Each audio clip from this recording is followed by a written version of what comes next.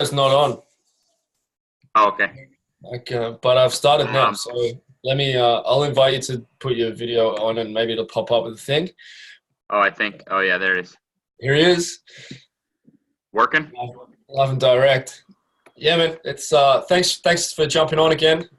Lovely to have the opportunity to speak to you. It's first thing in the morning over here. I just had a nice chat and bit of coffee with my wife, and now I'm speaking to you. So it's an awesome start to the day. That's perfect. And I'm getting free time to pick the brain of my mentor. So it's free education for me too. How's your day been, man? Really good day. Got to do my normal day, which today means we were on the basketball court and just having a great time. I mean, playing your sport like truly pain free is just it's a blessing. I don't take it for granted. Yeah, it's good that you keep coming back to that, even though now you're pulling off these massive dunks and you're training with NBA players, but you haven't forgotten what it felt like not to be able to play. Yep. That's a good segue. Like that's what I wanted to touch on today. Is like who were you when you couldn't play, and Yep. what impact has that had? Now that you can play on your psychology.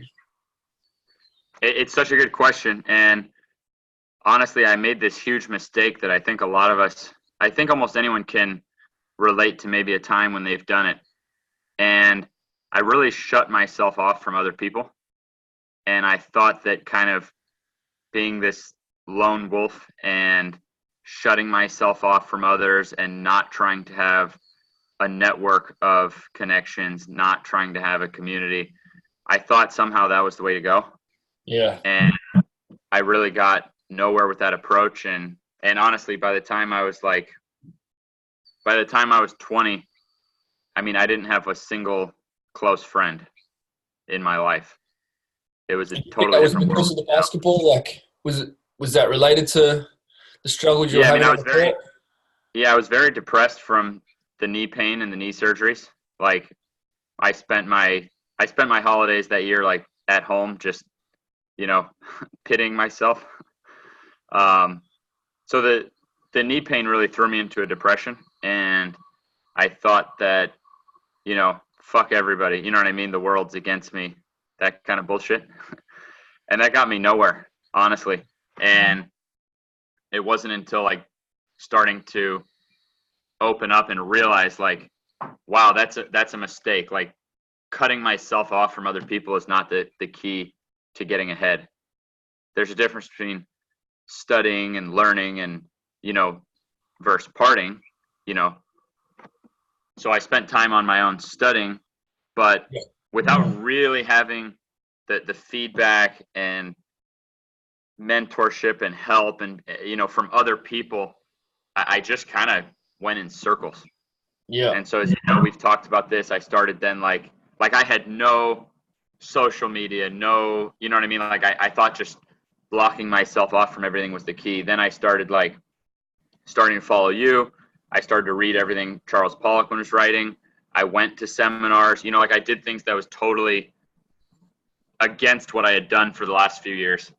And that's when I could start to see that I was actually that was my downfall. That was my mistake. So that was when you were 20, wasn't it? That was 7 years ago. Yeah. Yeah. That's when things started to turn around for me when I was 20. Trying to think of when I was posting. I did that 10 by 10. I did 10 by 10 10 times in 2 weeks. That's what I was doing when you checked in with my stuff. And it was Winning Health Solutions is a Poliquin influence coach there. Tom Hibbett in the south of the UK. He's a really sharp coach as well. He's a strongman kind of guy. He competes in strongman now under 90 kilos. He was the host for my PICP level 1 and 2. So that was the host venue when I did that with Derek Woodsky and Mary Pierre.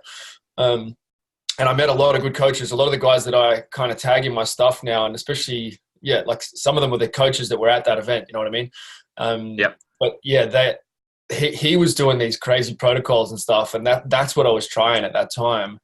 And that's actually also when my wife first moved to France to live with me, and I was doing that protocol.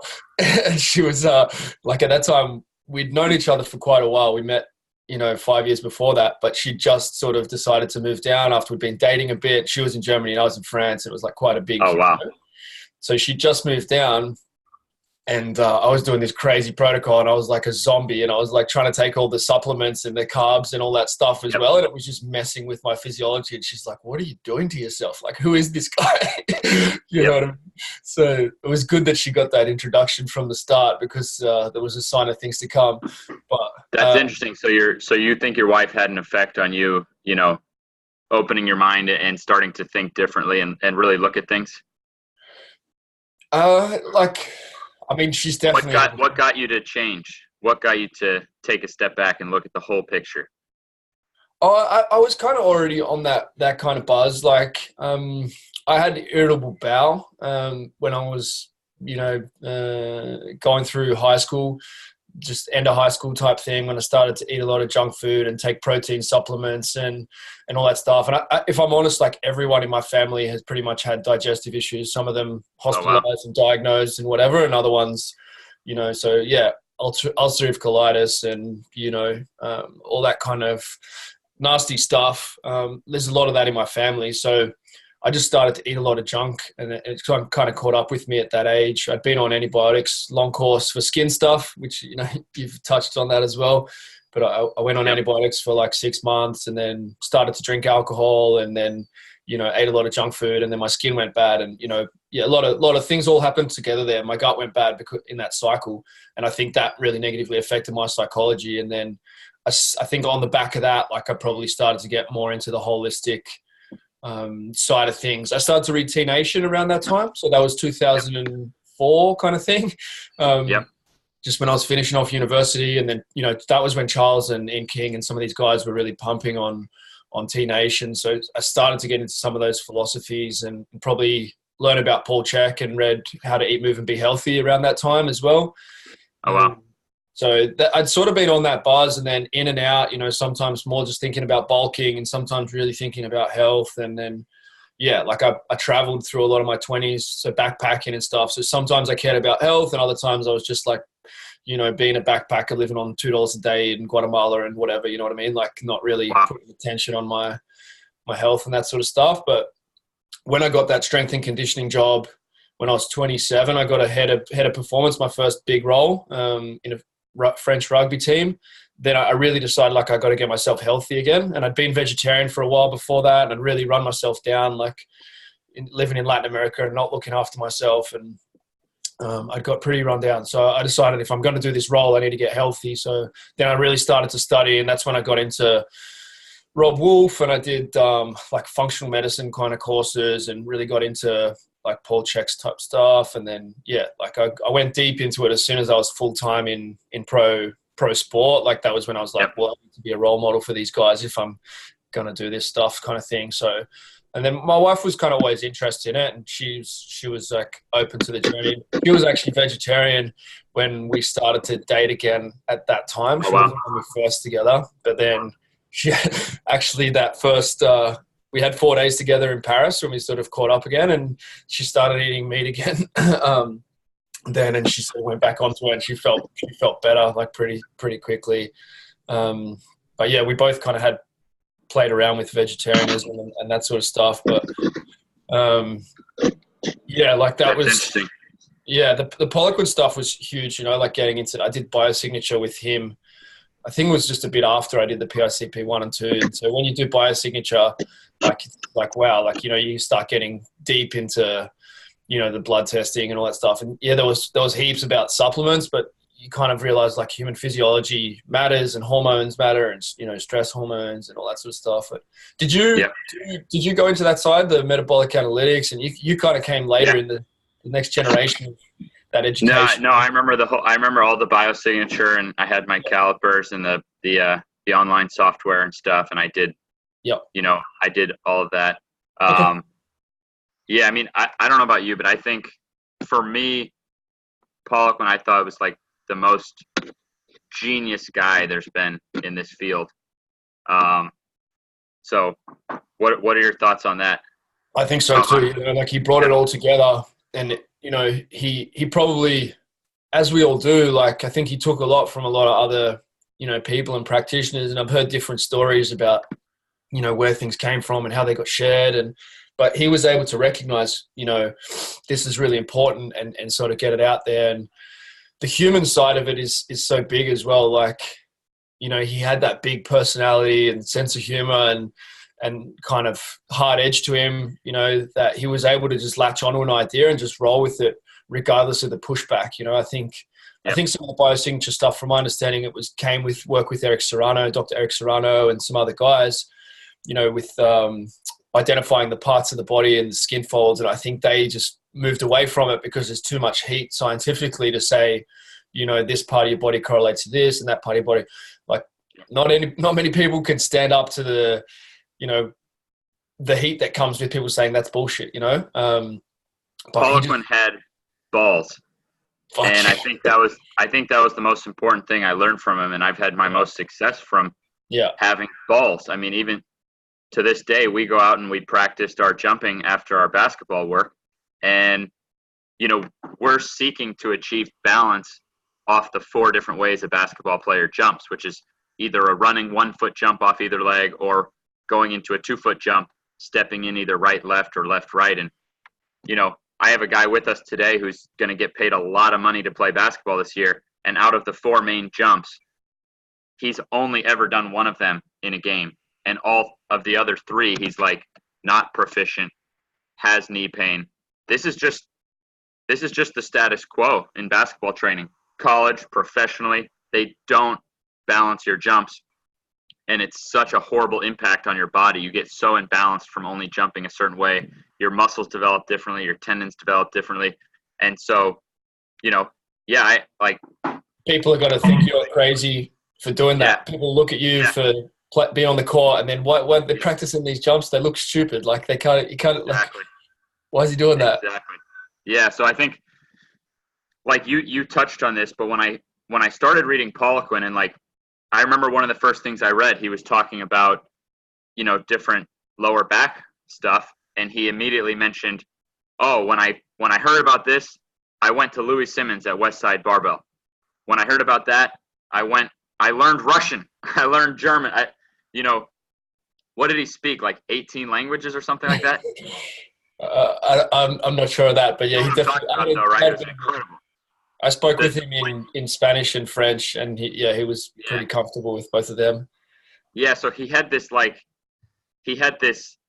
quest that he didn't care where it came from or if it went against something that he knew in the past. If he believed something was true, he was going to go run that subject down to the source. And so that was a big eye opener for me when I looked at my life and saw how shut off I was from everything else. So I think that's what really got me started on the right foot, was learning from Poliquin to, you know, find what's true for you and go master that, regardless of it, whether it agrees or disagrees with anything you've read or studied in the past, if it's true for you. And then number 2, if it is true for you, have some balls about it. And that's not the norm, you know? Yeah. Most guys are just regurgitating the same data. And so to see Poliquin do that and have balls about it, that was a big turning point for me. And as I've told you in the past, I was studying you at the time because I could see, as you mentioned, like you were in the trenches, like you were actually like squatting with your knees over your toes, ass to grass, like you were doing this stuff yourself. And so that gave me, you remember you were posting some videos too with like deficit deadlifts? I can't remember deficit deadlifts. I remember doing seated external rotations and Right. You were doing some of these exercises exactly that were, I had never seen these done, you know, in a weight room. So for me to see that and go, wow, I'm going to go to the weight room and do something that I haven't seen anyone else do. You know, that starts building your courage. You know, people around you are maybe looking at you funny or whatever, you know? So, it's funny, we're both still there now. We're both still there now, like doing things that no one else is doing and kind of getting funny looks and funny comments. And, my stuff, with the juggling and the handstands and the mobility, like people like your rugby strength coach, like why do you do all this stuff? And people still like send me, like, I got messages the other day, guy, like, because I mentioned that there's increase in white matter and gray matter with juggling, and that's documented, and increasing the synchronicity left and right brain. And it's very similar to your double ball dribbling, I think is hugely similar to juggling. And you're right, similar. Obviously more specific to basketball, but same thing. People told me I'm nuts. Oh, you don't dribble 2 basketballs in a game or this and that. But like that shit really worked for me. And so to have, it takes balls to go out, and I was in college doing these as warm-ups before games. And I had some of the best stats in America on not letting other people steal the ball from me. So like the shit worked for me, but doing it, people would be laughing at me, looking at me funny. How are you, mate? Going on, digging. ATG, you always see the guys. Sorry. Yeah, we need to get with Jeff on this as well. It's something we've been talking about doing for a while. So for sure. Good to see your crew in there. Yeah, man, like I always say to players and that, like, if you're doing exactly the same stuff as everyone else, as every other team, like how are you going to have a competitive advantage? Like there's zero doubt with Charles Poliquin that you're going to be different to the other guys. Like you're going to be doing things differently to other people. So it's either going to be better or worse, but it's going to be different. Like there's no way you're doing the same prep as everyone else and going to be in the same position. And it just so happens that it was mostly better. Yeah, I think also what people underestimate with him and the main theme that I want to come out of today's podcast is like he was very, very powerful psychologically. When I did a one-on-one consult with him, and you can just imagine being his client, like preparing for the Olympics or something like that, like the amount of energy and determination that he had for the result, and the power that he had that he wielded, mentally, psychologically, like I believe that has a huge impact on the physiological output of the training program. Like the belief that he had and the determination that he had. I want you to talk a little bit about like how that fits in with what you do, and even like results that you've had with your own program, and how your psychology has changed. If you've gone from this kid that's kind of like depressed and trying to solve it all by yourself, and people can kind of see where you are today, like how has that transition been, psychologically together with the physiological change? Definitely. And it's cool having this conversation is like stabilizing out for me and making me look at what the exact progression was for me.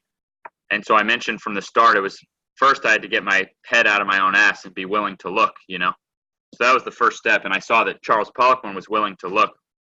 You were willing to look. So being willing to look was the first thing. Then you have to be willing to see something that's true for you and have the balls about it.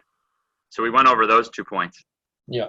After that, the next big thing I got from carrying on these things that were true for me, so I believed in them. They were true for me. Carrying them on over time has given me like just some insane results. Like if someone could have known how bad, for example, my knees were, and now how they feel, or how much faster I've gotten, or how much higher I can jump. And that's why it's always so easy for me to get a client if someone knew me back then. They knew where I came from. But to know that the work that I put in, if anyone could experience what I had been through, they would just be like, holy shit, it is so easy to do this stuff, like looking back on it. But you don't get that from like a 6-week or a 12-week program. That's too short of an amount of time. Yeah. So now if you look at maybe a 6 or an 8-year span, right? But no one's going to sign up for like a 300-week program. But what can you bring about in that amount of time? What can you bring about in 300 weeks versus in 3 weeks, which is where everyone wants to see, the progress. It doesn't mean you can't still see progress in the 3 weeks, but it's amazing what you can bring about in the 300 weeks. And that for me is why I don't just like think certain things work. Like I fucking know it. I know it, certain things that work. Yeah. There's still certain things that I'm still trying out or seeing, but there's many, many core things that there's no way I could have as much confidence in them if I hadn't seen the actual results so many times. And I think someone like Charles Poliquin was at that point. And so when I train a guy now, I don't have to hope theoretically it's going to work. I know it's going to work. But it's interesting psychologically how that confidence, if a guy really, really, really believes something is going to work, well, he actually has a much better chance of it working. So it's a very, the psychological aspect is a really interesting difference. And that's why probably a lot of people listening to this podcast are trainers themselves.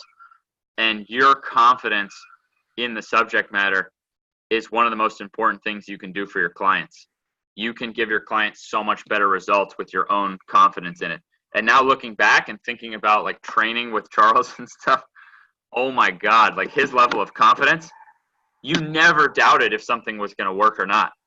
Now he actually put in the work in the trenches and made those results that he knew it was going to work. So you got to do the work, and you'll never do the work on the right thing if you don't find what's true for you. And you'll never find what's true for you if you don't freaking look and be really willing to look. So I would say if we've gone over 3 things so far, the willingness to look, the willingness to have some balls about what you know to be true, and then the willingness to actually produce those results to a point where you're so confident in it, I still think most trainers are not past level 1. Yeah. I don't think they're really willing to look. Well, they want to look where it's safest to look, which is what's double blind proven. Yep. Okay, strength training, if you do 3 sets of 8, then you're going to get stronger over 6 weeks, and that's the dominant evidence-based stuff is somewhere around here is the average of what's okay for an average athlete or an average client.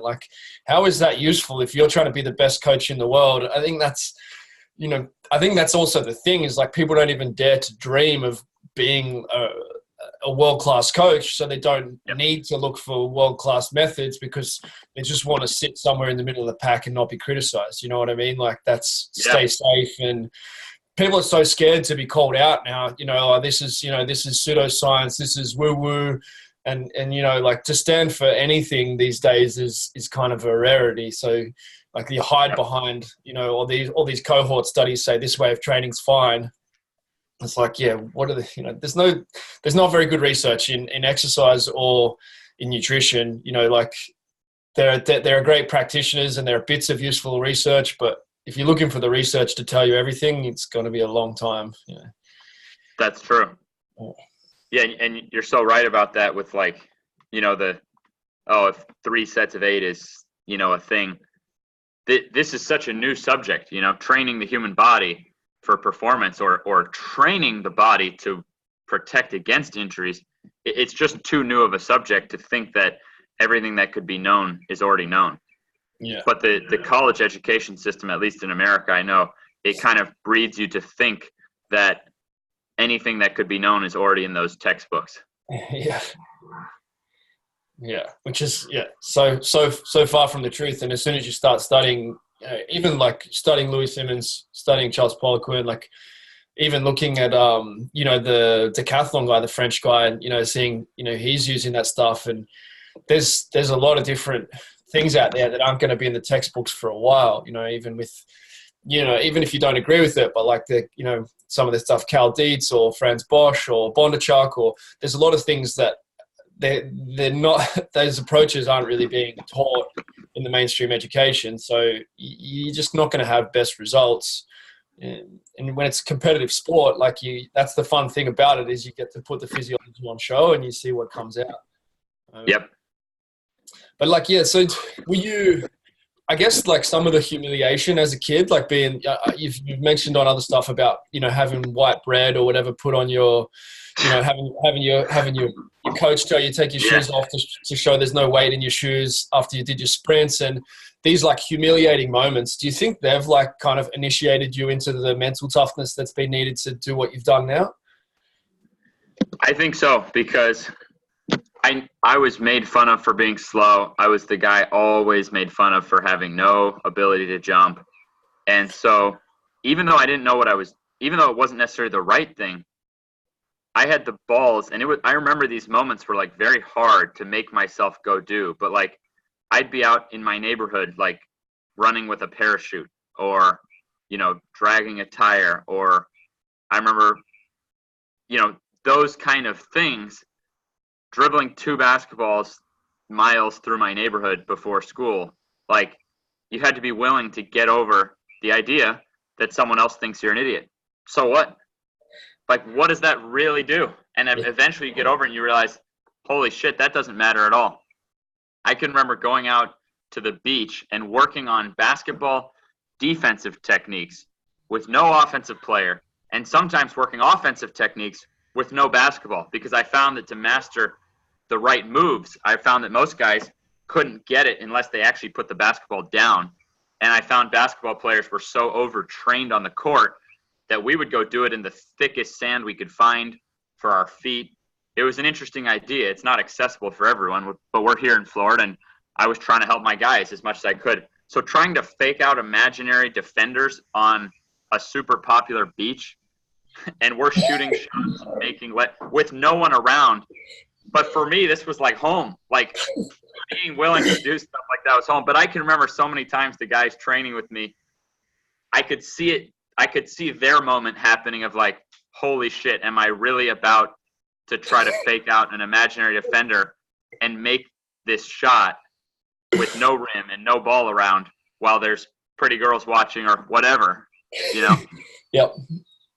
But that's important, man. And guess what? Nothing bad ever happened. I'm still standing. Yeah. Nothing bad happened from that, what could be perceived as humiliation. Humiliation's an internal thing, Yeah. It's not a physical thing. That's a mental thing. And Yeah.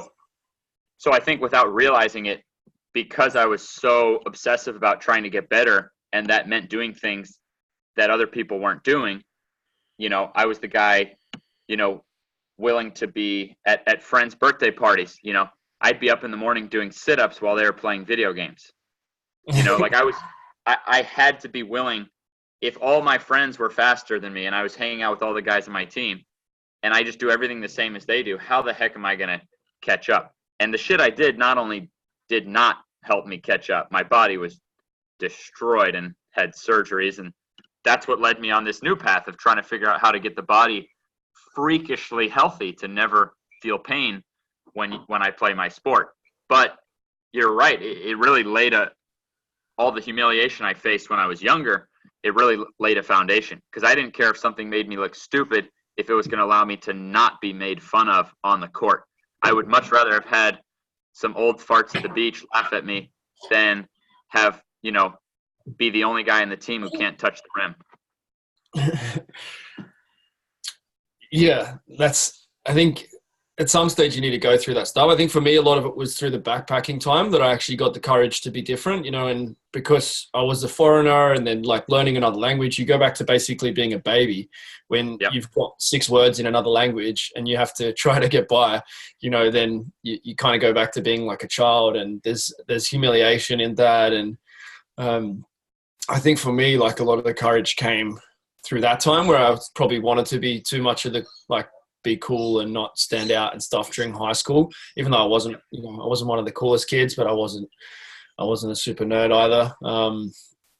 But I think like the travel was kind of what gave me a bit of the thing of like, yeah, it's okay. Like I can be different here. And that was, I think it's so important to have that time. And I really feel sorry for the guys that, still now, like I mentor coaches and work with a bunch of guys that are kind of like us, and a lot of them are like, well, I just don't feel comfortable putting myself out there on social media. I like, even with the juggling and the handstands that we do, it's like just getting over that mental thing. And I think like me giving them permission to do it because it's part of our training system, then they go and get it done at the public park or, in front of their kids or whatever. And initially it's like, oh, you're being a clown, or, oh, you're trying to be like a 5-year-old girl doing handstands, who are you trying to be?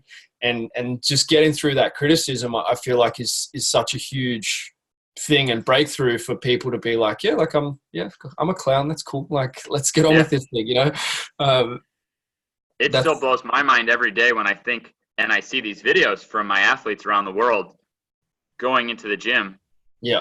And doing an ATG style, deep split squat, and doing these kind of movements that you can see the other people in the gym, are looking at, and they have the willingness to do it and pull out a camera and film themselves doing it. They'll back it because you're.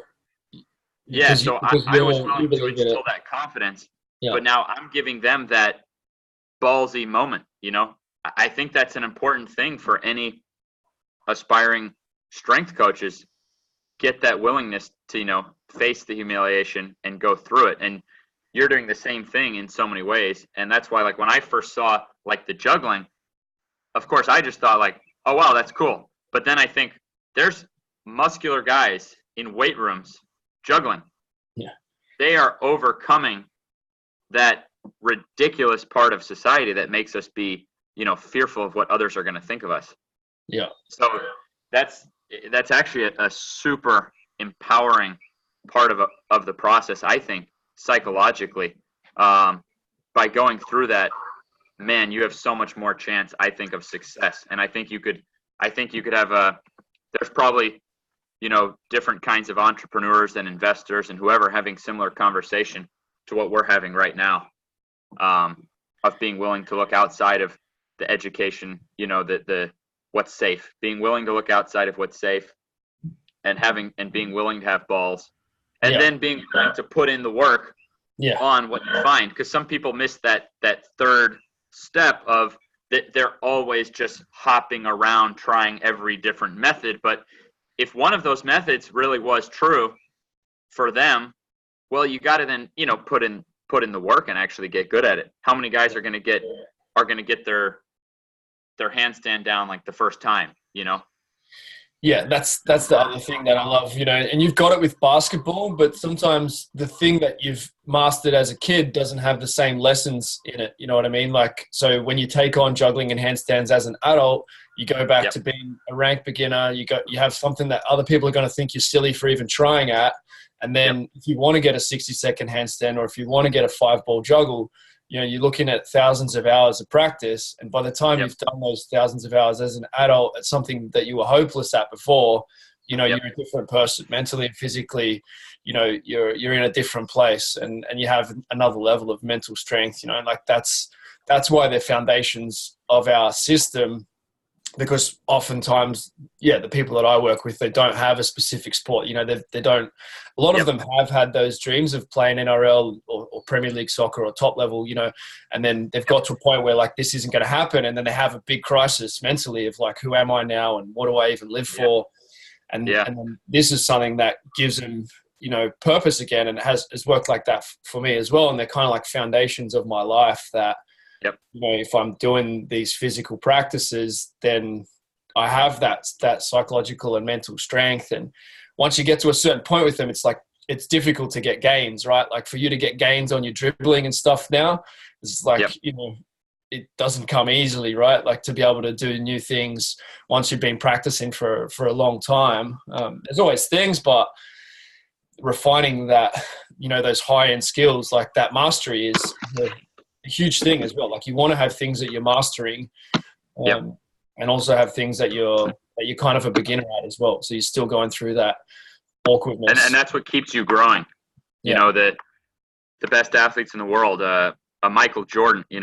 His secret was that once he got successful, he didn't just stay at that. He was finding his next weakness. So maybe for me now, maybe my dribbling is a fun warm up. But now I can't wait to dunk because I'm a beginner at dunking. I can't wait for that. Or when it comes to basketball movements that we use to fake out defenders and this and that, I basically have each of the guys that I train, they're always a newbie at something. Like, they're trying to actually master that next thing. And it may take a long while to master each new thing. But they start with one thing, they actually master it, and then what's the next thing? And so that's why, like with Real Movement, there's a lot of growth potential there, because it's not just, I have respect for all different sports and endeavors, but for example, like with powerlifting, you have those 3 lifts, and you can almost do things negatively to your body to exclusively try to be good at those 3 lifts. So for there to be a system that can give you different things to try to master and can give you that growth and that game. Because ultimately, my philosophy is that ultimately life's a game. It's not that serious, and we're at our happiest when we're in action and we're in that game. And to be able to set something up like that actually makes you healthier and smarter and more capable mentally and physically, that's really that's the direction I see real movement going. Is that any guy, no one's going to walk in and have it all down right from the get-go. So it's going to give you something it's going to give you a game, but in doing that game, you're not only not going to wreck your body, you're actually going to build the highest possible survival potential of your body. Yeah, and you give me some good ideas around this, and we chat around, where it's going and how to kind of connect with more people with it. And I think that it is that big human foundation. I feel as though, and I'm working with some NRL guys again now, like top sort of athletes here, and making them kick a ball. And, they don't really kick in their game, but by getting them that uncomfortable, like all that stuff of, new learning and new possibility for their career because they're doing what they wouldn't do before. But it's also, I believe, like if they can balance on one foot and if they have their feet, more connected to their brain, then they're more likely to go further. Like a lot of athletes have played a fair bit of soccer as a kid and they have better balance foundationally. That when they go and play other sports with their hands, like they're just sturdier on their feet. You know what I mean? So a lot of the stuff that you build as a general base with your basketball as well, like it kind of really makes sense to me in a real movement kind of sense, in the mentality that I have around building athletes and even working in rugby league, like seeing you break down, all those dribbling drills and breaking down the juggling, all that stuff. Like that's exactly, how I look at rugby league. When I worked in France, the junior players generally hadn't played that much, like there wasn't as big a culture of the sport. So they hadn't done thousands and thousands of hours of kind of street practice as the kids in Australia and New Zealand usually have. Oh, wow. So we just teaching them foundations and just getting them to rehearse. Step off the left foot, step off the left foot. How do you set that up? And having some of the other, like filming them and having other guys coaching them through it and really breaking it down. Like no one was really doing that. And that's exactly what you do with basketball. And I feel like it's never been done in the world of rugby league, to break the game down to the level that you guys do. And I often say it to players, like, well, if you're a basketball player, if you're a running back, every aspect of your game. Like you know what your moves are to get the other player off balance in front of you. But because rugby is like quite a complex team sport, like players often don't even understand their own game. And I guess, wow. I mean, you probably have that with the basketballers as well, where some players are much more instinctive and just they do the same move that worked for them when they were like 12 years old. They got really good at that move and they just keep doing, that move, rather than, you've been analytical of like, well, what are all the moves and how do we get all of them down there? Exactly.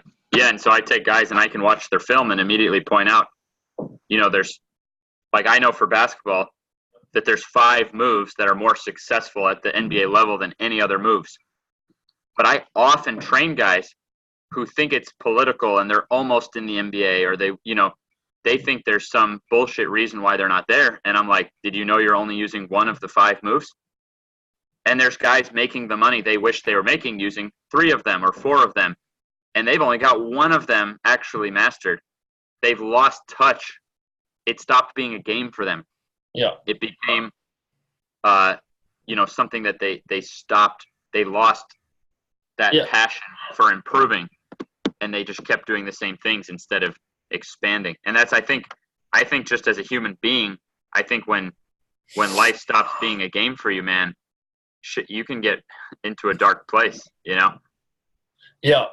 Maybe we should touch on that as well. Like how, if there is someone listening to this, that feels like they're in that place, like we are kind of giving some clues and some tips, but like, what would you suggest? How do you suggest someone move themselves out of that if that's where they're at the moment? What works for you? That's a great question. I mean, I think that's where it starts, is just, if they really knew why they weren't happy, I don't think they would be unhappy, because they'd be able to do something about it.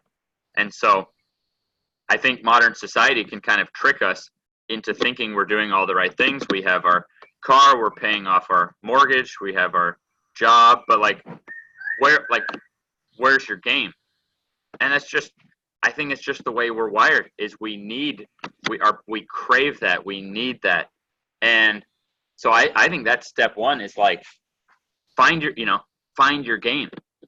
And then as I went over, is once you do find your game, all right, open up your mind and be willing to look. Once you look, find what's true for you, and then have some balls to actually stick with that. And you'll find yourself amidst a wonderful game and getting better at it and succeeding at it and having the enjoyment of overcoming barriers. But step one, I think it's that simple. You got to find a game. And so someone else with a different game in their life might look at my life and think, this is stupid. This guy's not a professional basketball player, but he treats it like he's a professional. He's obsessed with getting better. But that's my game. And I feel like I'm the happiest guy in the world, because I have a real game. I'm looking in my office right now at 10 different videos I'm shooting next week, trying to push the envelope of how good I can get at training for basketball. So that's it. That is my game. That's what keeps me going. That is what keeps me happy. So I think it's very interesting that could be used as a formula, is, so really it would be step one, find your game. It can't be something that you already can do now really easily. Otherwise, where's the game? Michael Jordan should have been the happiest guy on earth, right? In 1994, he had won 3 straight NBA championships, MVP, arguably the greatest player of all time. And then he quit basketball to play baseball. But what does every kid want? Every kid, all they want is to be winning NBA championships and be the best basketball player in the world and making all this money. Wait a second. He should have been the happiest guy in the world. But he was no longer happy, because that was no longer a game for him. It's not really about the outcome as much as it is about the game. We think it's about the outcome, and there's the momentary satisfaction of the outcome. But the real happiness, the bulk of the happiness, is actually the overcoming of those obstacles along the way. So I think for me, I knew that I wanted to figure out how to bulletproof the body. And then, knowingly or unknowingly, that was my game, and that kept me driven. And it was a distinct point at age 18 that I decided I'm going to stop being hurt.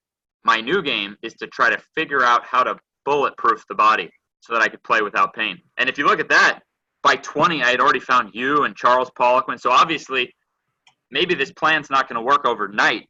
But by 20, I was already happy as hell, because 2 weeks of pushing my knees over my toes, and my knees have never hurt as bad since. The point is, I did that. I found my game. For me, it was trying to figure out how to play basketball without pain.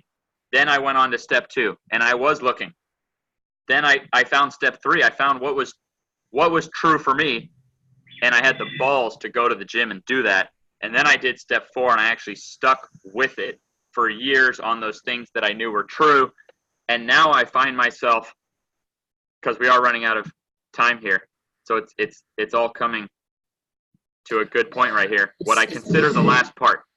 Yep. Step 5. That's what I was gonna jump in with. Step 5. What is the last part? What do you got? I've been thinking about this the whole time. I was thinking about it before our conversation, because I also think that ultimately our purpose on this planet is to help other people, right? So if I'm doing a podcast, I'm thinking, fuck, man, I got to bring something to the table here. How can I actually help with this? And I only knew step 5 because that's what's been on my mind lately. That's been making me really, really happy. Honestly, step 5 is no matter how much you know now. And the reason I've come to this is because, and you can then chime in on this, because of going through this process and learning from Charles Poliquin. And I feel like this was his downfall, and I was able to watch his downfall. And it's basically the ability to still love the other guy despite whatever reason you have to hate him, and to still be willing to actually put yourself in the other guy's shoes. And this was the part that, like, I got a lot out of my time with Charles Poliquin, but it hit a point where it was like, I have some guy looking me in the eyes and he desperately wants to run faster. And all my Poliquin materials tell me to improve squat, deficit, deadlift, blah, blah, blah. But this guy has horrible, horrible, horrible shin splints. And it's like, man, if I could just get this guy's shin splints gone, he would run faster. At a certain point, whether it's with a client, with a competitor, with an enemy, whatever it is, with your wife, if you really want to be the fullest level of happiness and success, I think you have to be able to step out of your own shoes and fully and completely see the other guy's point of view. And so that started, like, as you know, there's nothing I know really that, like, a lot of other coaches don't know, but I'm probably the only guy who's put programs where, like, you do more sets of tibialis than squats. You know what I mean? There's no way any other of Charles Poliquin's disciples did some of these kind of funky things, but that shit worked because it didn't matter if I put another 10 pounds on this guy who already is squatting 200 kilos but has horrible shin splints.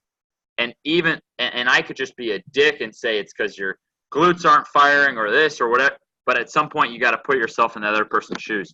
And now I apply it when I get negative comments, on social media that would have stirred me up before.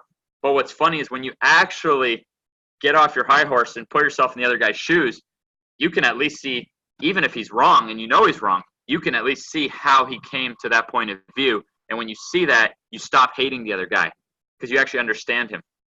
So I think that's the final level of success that you're going to find. You've been through all the first levels I mentioned. You know what I mean? You know things that work. And I think you started this final step earlier than I did because you were willing to start uniting people. And like you've been my mentor, but you've been helping other guys who don't see things exactly the same way I do. You know what I mean? Yeah. But you've been able to build those relationships with both of us and be willing to see the different sides. And so I think that was my final flaw and where I had to be willing to break. And I think that's where Charles Poliquin hung up a little bit, that I think you're carrying that torch and actually connecting everybody. And let's face it, if people could do that last step, there would not be wars and world hunger problems. And you know what I mean? Our whole society would change if that fifth step was in place. And now I'll shut up. Yeah, no, that's massive, man. It's really powerful what you've shared there and what you've been through the whole journey. And I guess it does take getting through a lot of those things of actually practicing really hard for a period of time and, deciding what you love and working really hard at it and just refining that. And then, you get to the point where it's like, okay, I need to share this, but I also need to have compassion and love for the people who don't want this now or who think that it's silly or whatever, so that doesn't burn you up and eat you up and take away from what you're actually trying to do. Yeah. And it seems like that's allowed you to actually build that team around you, where you've got Jeff and Derek and Bart and your mum and dad and all the people that support ATG. Like, you've been able to pull all that together, and myself as well. You've done a lot to nurture this friendship and relationship, and it means a lot to me. And I know that it's helped a lot of the coaches in my network. Like, they all know your stuff and they all follow it and they're all learning from it and they're all doing the movements. And that's because we've been able to, have that synergy together. And I think that is the big thing. I think that is the next step and the big thing. And if I look at Charles Poliquin and even some of his other students, like, it's still that very individualistic kind of feel or mentality where at this time, I feel like for humanity, like, we do need to find some some more commonality and come together more. And that's, I guess, my frustration working with a lot of young men is like, well, how do we come together on this? Like, how do we, if we all just work together, like how much easier would it be to fill all these gyms and, you know, to really be able to get next level results? And, you know, that's the challenge and the equation kind of in front of me. But sometimes people are still going through those first steps and they're not at that point of kind of mastery or self-awareness to be able to sort of start thinking about, well, what if this was a global thing? You know, what if this was popping up all over the place? And, you know, I think that's a good thing to finish on. But, you know, when you have that collective sort of psychology and collective energy, I feel as though that's probably a huge part of, you know, your joy of life right now is like having that comeback from all over the world, and then, you know, having those guys there together in your gym and that collective energy and doing things on that group scale. You know, that's the next big thing. You know, that's the big thing. How can we pull it all together more, share it wider, and like kind of mastermind and grow together, you know. And I think it's happening as we speak, you know, honestly. I mean, I have so many friends now, and I see the real movement world growing, and just from what you're putting out there, like, it is occurring as we speak, you know, and so I think it's happening. And I think that the more people who see things this way and follow these steps, you know, then things could make a real impact, first on the fitness world, and then, you know, even improving society as a whole. Because I'm scared about the world that my future kids are going to come up in. The amount of drugs and video games and pornography, and how much hate there is between different parts of the world. And so those are my 5 things. I think they worked for me, and I think that I'll bet anyone could find some level of truth in those 5 for themselves. If you want to be, we all want to be wildly successful and really happy, right? And I've been 27 years of my life not being that, and now I'm 28, and I actually am wildly successful and really happy for the first time ever. And it was those 5 things. And if you ever feel yourself dipping down, something probably went out. Starting with number 1, what's your game? You know what I mean? You have to always have a game. You can't stop having a game.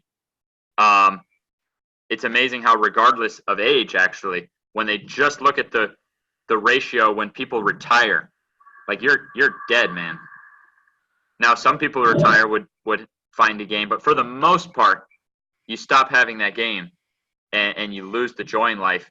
Even if you were the garbage man in your town or something, that's still better than not having.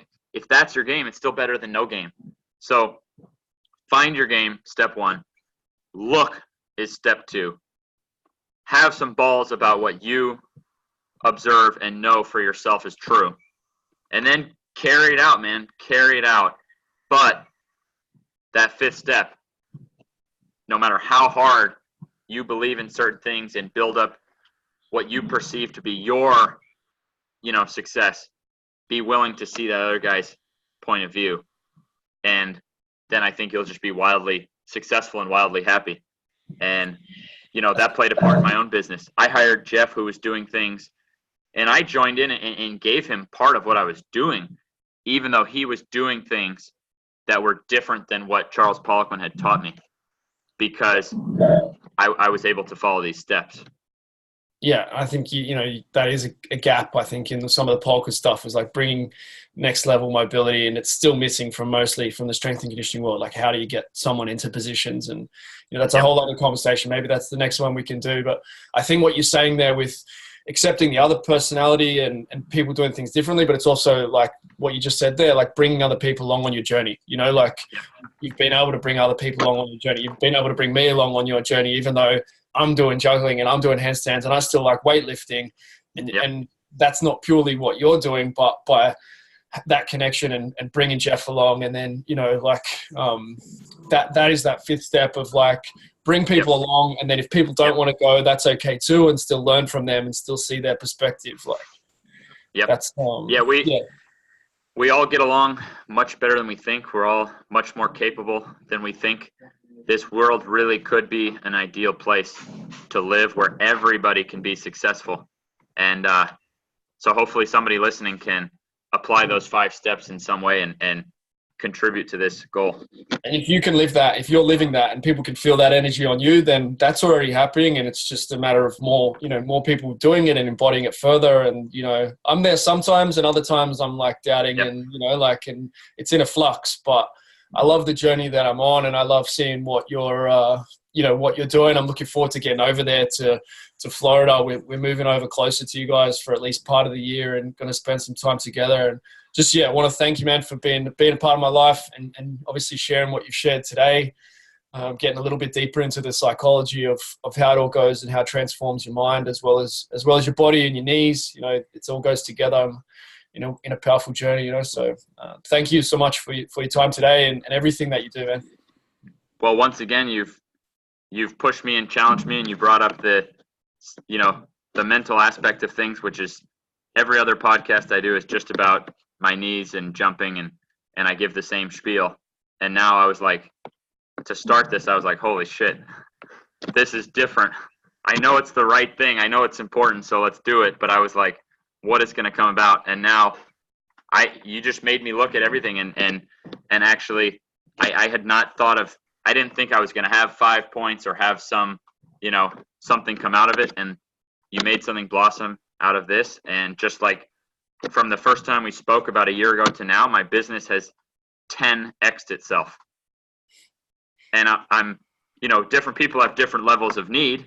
So maybe it's more like 20 now. What? It's more like 20 times now, isn't it? Maybe. I'm scared to even say how well it's not going. Because of me, not to be boastful, but it's like on my understanding of the numbers, it's crazy, man. It's amazing what you're doing, and I think it's just getting started. Like it's really and as far as money, I'm set for life at this point, just from the success I've had in the last year. So once again, you've inspired me to try to better myself, as a trainer and for the guys that I help. So I appreciate you. And yeah, I wanted to make it known. Of course, you're not over here doing all the videos with me and stuff, but the point is that it is true that my business is 10x since I started, really working with you, I appreciate that, man. I appreciate, everything that you're doing and looking forward to the whole journey ahead. And really awesome. Grateful. Speaking of which, I got to get off this call because I'm talking to another Australian. Exactly. In 1 minute. Yeah. Have fun with Simon and talk to you soon. Awesome. Thank you, brother. Thank you.